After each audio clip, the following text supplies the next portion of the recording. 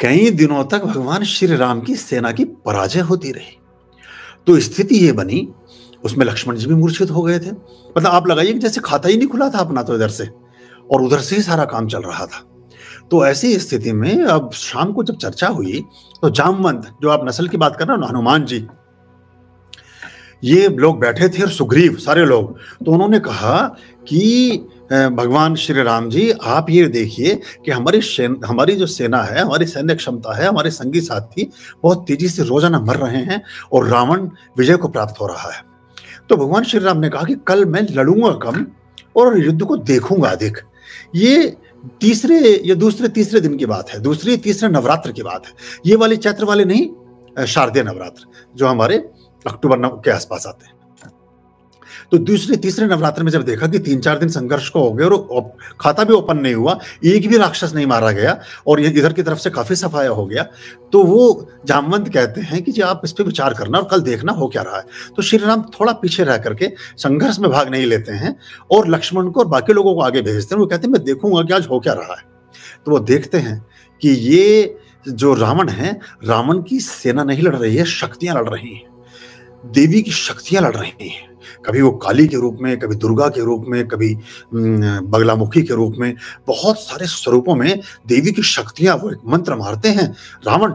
और उनके जो मेघनाथ और ये सारे के सारे, जो हम मेघनाथ कहा गया, मेघनाथ का मतलब उनको हम इंद्रजीत भी बोलते हैं, जिन्होंने इंद्र को भी जीत लिया था, इंद्र को भी बंदी बना करके घर में रख लिया था। और बगलामुखी के इतने बड़े साधक थे इंद्रजीत, रावण के पुत्र, कि वो भगवान हनुमान को पाश में बांध करके, जो भगवान शिव के अवतार, आप लगा लीजिए, ताकत का अंदाजा लगाइए आप, कि एक रस्सी में बांध करके दरबार में ले जाते हैं। भगवान हनुमान ने जब जैसे ही देखा कि ये पाश बगला की चली है, और बगलामुखी के गुजरात में, सौराष्ट्र के पास में एक स्थान है जहां एक बहुत बड़ी पुरानी झील है, और वहां उन्होंने प्रादुर्भाव किया था भगवान विष्णु ने बगलामुखी का। तो वो कहते हैं कि मैं जिनका आराधक हूं, मैं जिनका भक्त हूं, जिनकी मैं पूजा प्रार्थना करता हूं, उनको उत्पन्न किया है भगवान विष्णु ने, तो ये उनकी आराधक है, उनकी आराध्य देवी हैं। मैं इनकी इस शक्ति को काट नहीं सकता। तोड़ने को 1 सेकंड में तोड़ सकते थे, और वो इंद्रजीत उनको बांध करके दरबार में नहीं ले जा सकता था हनुमान को, लेकिन वो उस पाश में इसलिए बंधते हैं, प्रणाम करते हैं, माँ बगला मैं आपको प्रणाम करता हूँ और मैं आपका मुकाबला, आपका सम्मान में अपनी किसी शक्ति का प्रयोग नहीं करूंगा, जो आप चाहेंगी, आप मुझे बांधना चाहती तो बांध कर ले जाइए। तो पीली देखिए, वो बड़ी एक सिर्फ ये मूंज की पाश, यानी कि जो मूंज समझते हैं, जो चावल तो हम झाड़ लेते हैं उसकी फली से, उसके बाद जो उसका जो एक रॉ पीस बचता है, जो नीचे की जो उसका एक डंडी होती है, उससे मूंज बनती है। कांधे मूंज जनेऊ साजे, मूंज की जनेऊ इसलिए बांधते थे हनुमान जी, अपने जनेऊ वो मूंज की बनाते थे। तो मूंज में बांध दिया गया उनको और ले गए प्रणाम करके। तो बगला के सम्मान में, चूंकि बगला भगवान विष्णु ने अवतरित की थी, उनको आह्वान किया था।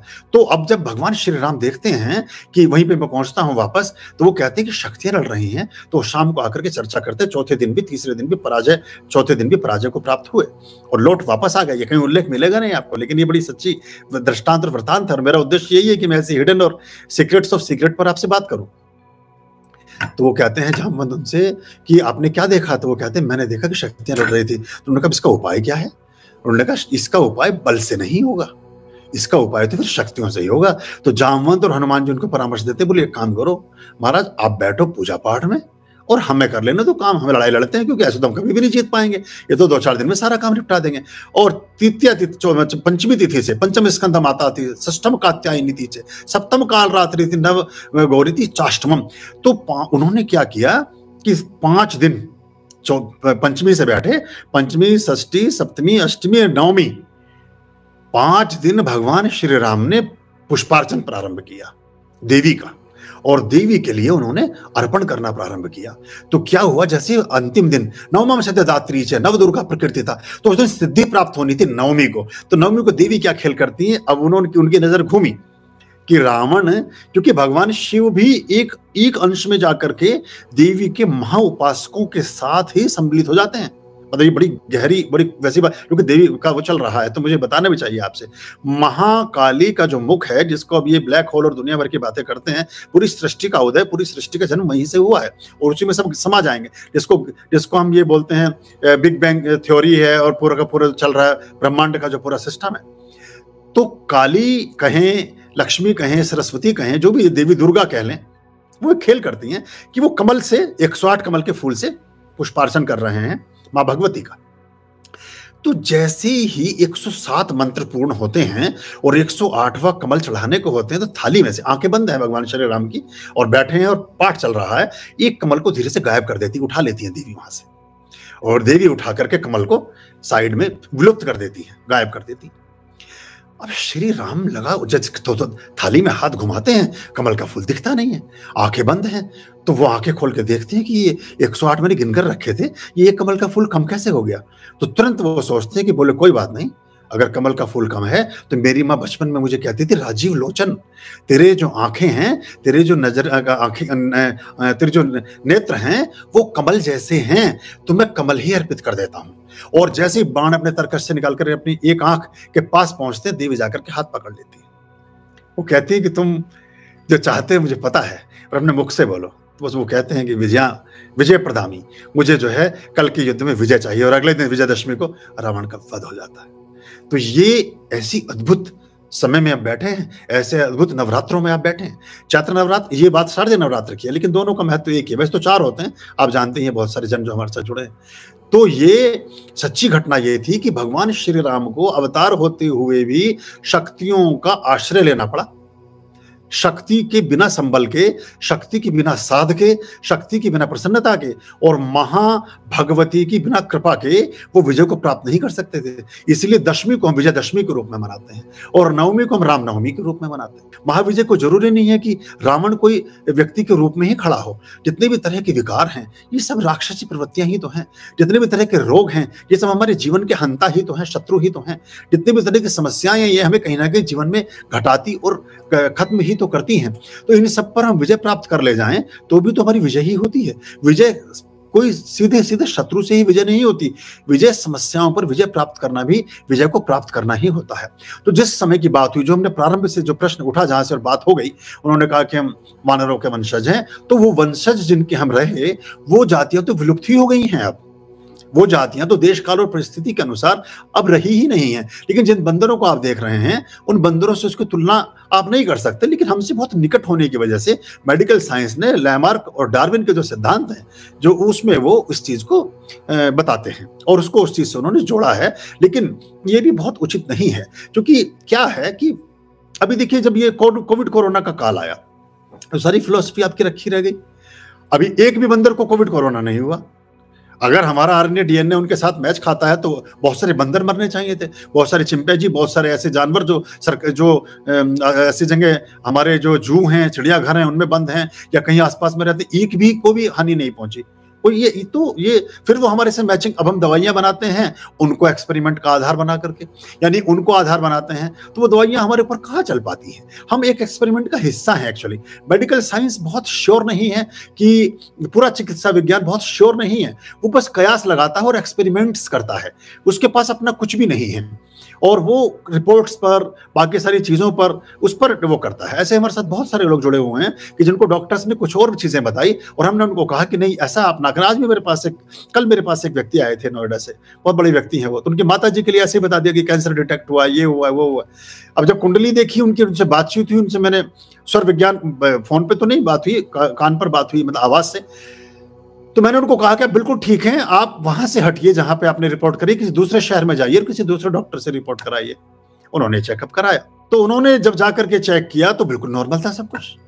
अब आप बताइए कि एक चीज, आपकी मशीन अगर खराब है, आपकी कोई चीज खराब है, आप किसी आदमी को पूरा एक्सपेरिमेंट का हिस्सा बना लेते हैं, तो ये बड़ा दोषपूर्ण है। इससे में बचना चाहिए। कोशिश ये करें कि जब तक संभव हो आप बीमारियों से तो बचें, आप डॉक्टरों से भी बचें।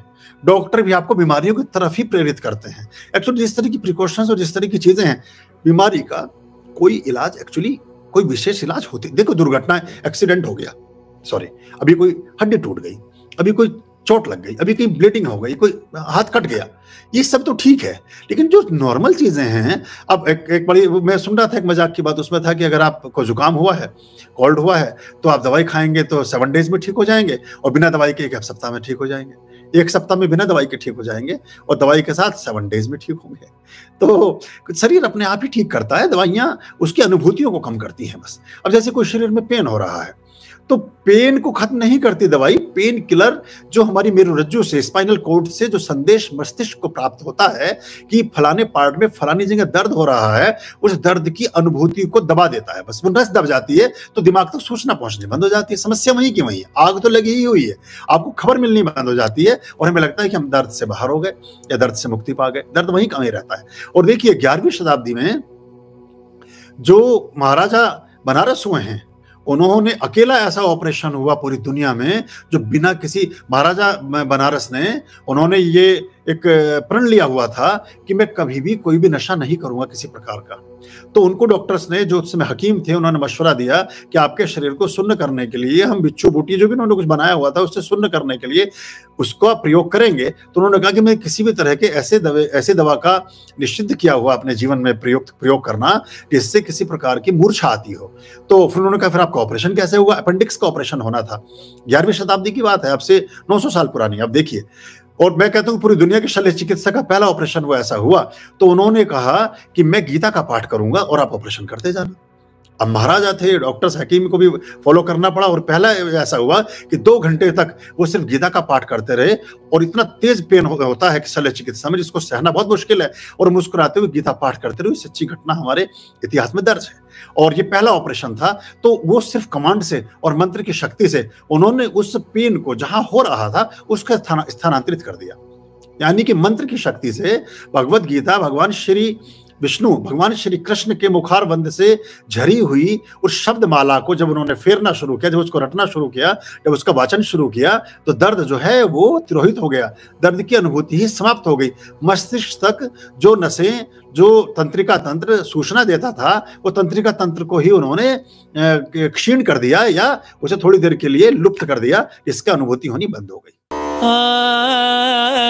आर्याम अभयाम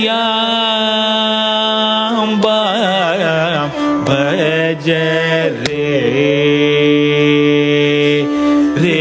चित संततम